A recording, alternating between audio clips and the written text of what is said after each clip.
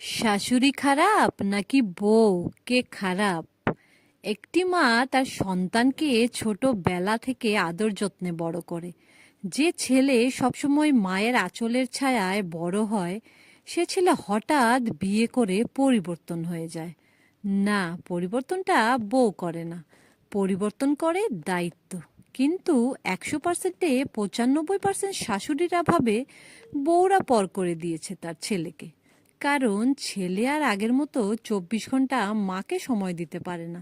মাকে টাকা পয়সা খাবার সবকিছু দিলেও মা অসন্তুষ্ট। তার কারণ মা চায় বিয়ের আগে সেই ছেলেকে, যে 24 ঘন্টা তার কাছে থাকতো। যেহেতু ছেলের পরিবর্তনটা আসে বিয়ের পর, তাই শাশুড়িদের সব রাগ জেদ ক্ষোভ সবকিছু যায় বউয়ের প্রতি। শাশুড়িরা মুখে বলতে পারে সে আমার বউ না, মেয়ে। কিন্তু না, ছেলের বউ কখনোই মেয়ে হয় না। নিজের মেয়ে 24 ঘন্টা কাজ না করে শুয়ে বসে খেলেও মা কিছু বলে না। কিন্তু ছেলের বউ একবেলা কাজ না করে শুয়ে বসে থাকুক, তখন দেখবেন সে শাশুড়ি নাকি মা।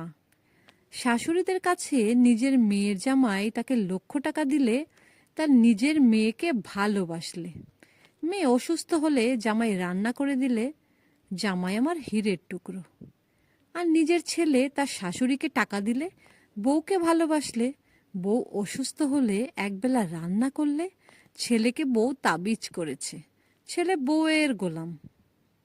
এবার আসি ছেলের বউদের কথায়। একটি মেয়ে তার সবকিছু ছেড়ে একটি অপরিচিত বাড়িতে আসে, কিন্তু বিয়ের দিন থেকেই বউয়ের বাপের বাড়ি থেকে কে কতটুকু কি দিল তা নিয়ে খোঁচাখুচি করা হয়। বউ একটু দেরিতে ঘুম থেকে উঠলে খোঁচাখুচি করা হয়। বউ তার হাজবেন্ডের সাথে একটু বাইরে গেলে খোঁচাখুচি করা হয়।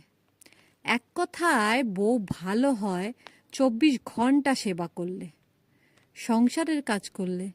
বউ তো মেশিন নয়। আচ্ছা, বউদেরই কেন সেবা করতে হবে? সেবার দায়িত্ব কার?